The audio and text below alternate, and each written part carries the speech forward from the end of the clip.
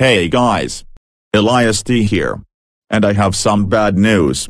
My phone service stopped working when I got out of school yesterday. I don't know what's wrong with the SIM card. But saelink does not know how to fix the situation. And it already costs too much money for me to switch back to Metro.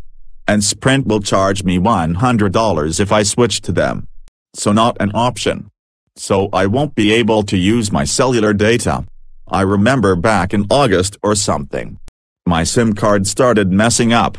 And I tried anything. And my service and was still not working. That is not good. I need service to call and text. And my mom is not happy about it either. So until I get his resolved, I will have to answer Cassie Montelongo and J-Hop's questions on Hangouts using Wi-Fi. I don't know if my phone is doing this on purpose. Or had water damage to it. I don't know. And because of yesterday, I did not receive no YouTube, Hangouts or text messaging notifications at all. I don't know what's wrong with my SIM card. But it's not acting family friendly right now. I am. But my SIM card isn't. So Cassie.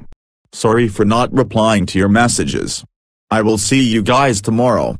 Bye.